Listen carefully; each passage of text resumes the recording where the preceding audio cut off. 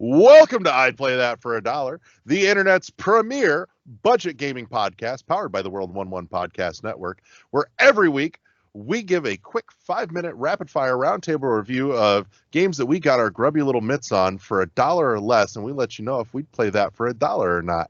And joining me this week are my friends Todd Oxtra. Guten Tag. And Chris John. Hey. And I am, as always, your host, Larry the Bearded Wonder. And missing from the Dollar Store crew this week is Kathy. We're looking to see if she's fallen under a pile of boxes in the storeroom in back of the Dollar Store. So we have people looking. Anyways, we will. I'm sure there will be like a workman's comp claim at some point about it. But so let's dive in this week. Chris, what do you got? What'd you play for $1 or less? Well, I played this game called Liberated. I got this on Amazon Games for free. Ooh. And it is a $20 game though on Steam. It is an interesting game because the way you play is you play it as like each episode is a comic book. And it's a side scroller more or less, but then there's like some quick time elements that are thrown in there here and there. What else is it like the art style kind of reminds me of like almost like Sin City, like Frank Miller-esque, just dark, very noir feel to it. But it's an okay game. It was like there's some voice acting in it which is passable, and then there's choices and stuff like that too, which I enjoy being able to have those, which leads me to believe that there's probably like multiple endings and stuff like that. But I had some fun with it, and what I didn't really like, I thought it was some of the voice acting was kind of like eye rolling, and some of the plot elements are also like, I was like, oh god, it's like one of these, because it's like you're in like this dystopian future where there's like it kind of reminded me of that movie. I don't know if any of you guys have watched it, Equilibrium. Where with what's his name, Christian Bale. I need to see that game or movie. That movie was so ridiculous, but it was like, again, same thing. It's like everyone has no emotions and everything's monitored by the government and stuff like that, and Big Brother stuff.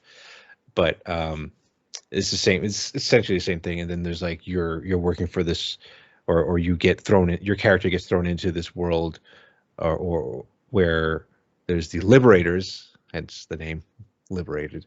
It gets like you work with them now to try to figure out how to like break the man and stick it to them and whatever it is. So it was okay, but at the same time it had some sneaking elements too and all this other stuff. I know I'm going all over the place, but would I play this game? Would I play it for $1? Yeah, I probably wouldn't pay $20, but if it was for $1, yeah, I think I'd play it. What's the balance between narrative and action? It's weird. I think that's the other interesting part about it. It's like you play a panel of the comic book, so it's like so you're like literally you're walking through the pages of a comic book, and so sometimes some of the panels will be narrative elements, and then other times it'll be the where you have to do some sort of action in it, whether it be a quick time element or like the side scrolling sneaking actiony part of it. So but yeah, I mean, if you could pick this up for $1 or if you could get it for free, yeah, give it a shot. I've played a few games that have like that whole comic book panel aesthetic thing going on that have been really good. You get some of the bigger ones, like you go back and 13, but some of like the more off the radar ones too, like the Framed collection was really cool. Oh yeah, I remember that one. Yeah, where you could tilt the camera or the wasn't a tilt device, and it's like you would fall out of the frame. Or I'm thinking something Framed. different? Is that Fatal Framed Frame? was one. No, Framed was one where you get presented a bunch of comic book panels and you have to put them essentially in the right order for your character to make his way through. Oh. It was very light puzzling, but it was fun. Got it. I see that. Okay. Yep. I see it now. Very cool. So, well, it sounds like we found our first winner for the day. Yeah. All right. And Todd, what you got? Okay. Well, I'm going to bring up a game that I originally played a demo on, and it finally came out on Amazon Prime Gaming as a free release, and it's called Crossing Souls.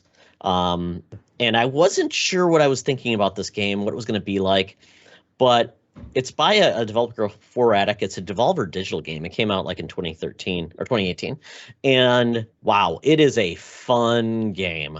You basically are playing. It felt like a 16-bit SNES style adventure game with some action and combat and things like that. You had 4 characters that you're basically going with, and then they all have their own special abilities with kids. And it's very well written, very fun, has a really cool animated cinematic that looks like there's like an art style back in the day with PC games, like Willy Beamish and like even the one King's Quest game they made that made it look almost like it was an animated game. It was that style of opening credits, very cute, very fun, but of the time, and it used that to do all of the cinematics and openings, and very well done, very very fun, set in like an 80s or early 90s aesthetic. And just really, really, really fun. I don't know how else to describe it. I mean, it felt like an SNES style, like adventure game, kind of like what is it? Zombies Ate My Neighbors style game.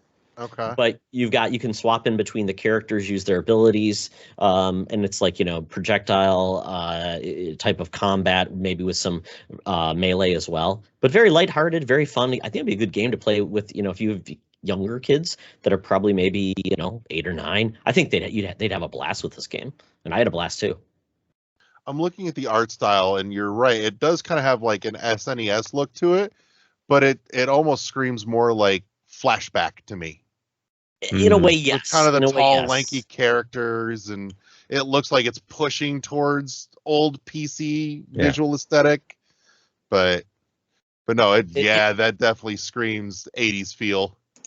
Yeah, it almost has like almost like a King's Quest too, from those early King's Quest games too. That style. Yeah, so I don't even know what you call it, like augmented 16-bit maybe, or 12-bit. Right. I don't know. I was like, with the cutscenes that I just saw, it looked almost like it reminded me of Captain Planet.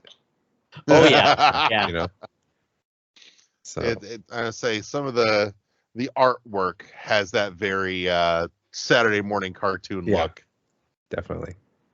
Yeah, but it's definitely influenced by a lot of pop culture too. There's Ghostbuster elements. There's even a moment that's like a spy hunter style gameplay element. So it definitely mixes it up. So it's a nostalgic. I think it's definitely trying to get nostalgia, but not just in the aesthetics and the time frame, but also in the gameplay and some elements too. So yeah, I think it's still available. It was on that's what it was. It was on Game Pass for a while. That's where I first played the full game.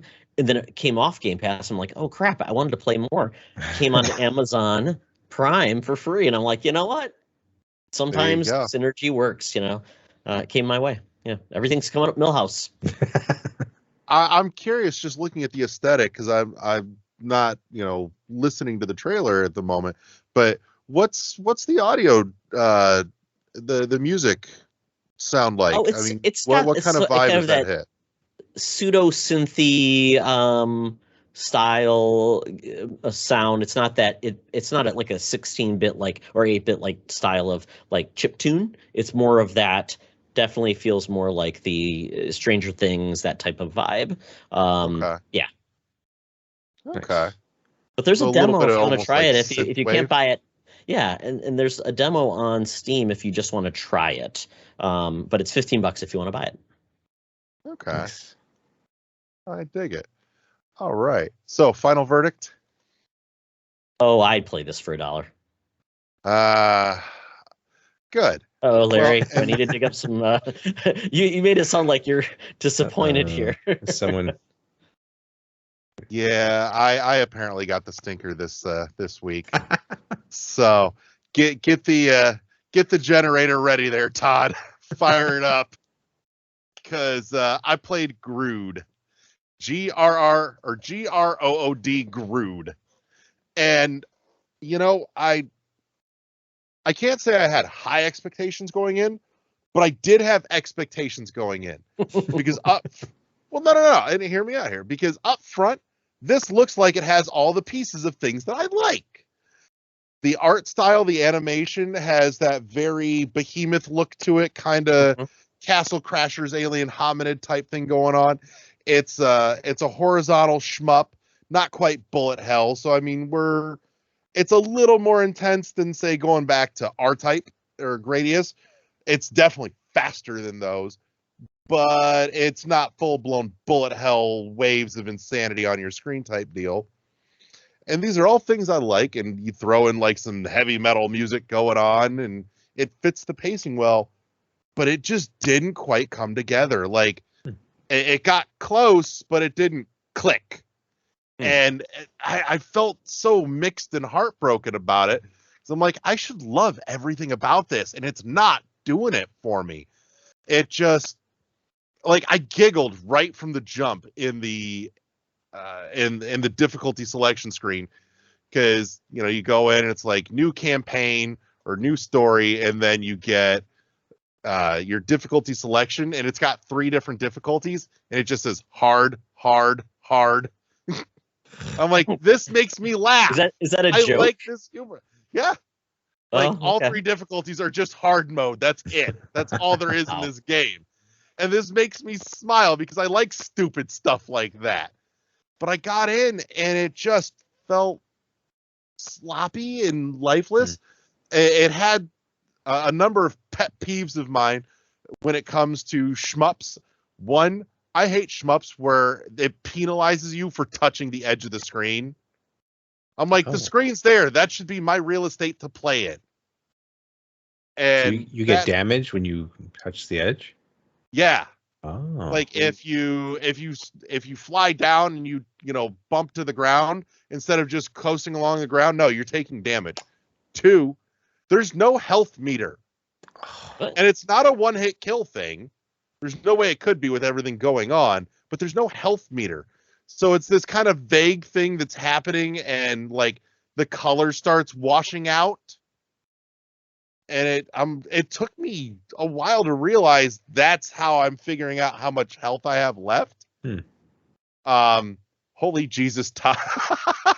I just saw your super 32-point text pop up on the spreadsheet. Not supposed to see that. I corrected the editing. I copied my formatting. That was hilarious. But it just, and from there, there's no checkpointing, so it makes making progress frustrating. There's no lives to it. It's like, you're dead, that's it. Here, start back at the beginning. I'm like, nowhere did it say I was signing up for a roguelike. And there's a couple of powers in there, but everything's so frantic when it's trying to give you information on how to use some of these things mid-game. Like, it doesn't give you a breather to take 3 seconds and read the text it puts up there. And it just ended up frustrating me, and I wasn't having fun, and I was so disappointed.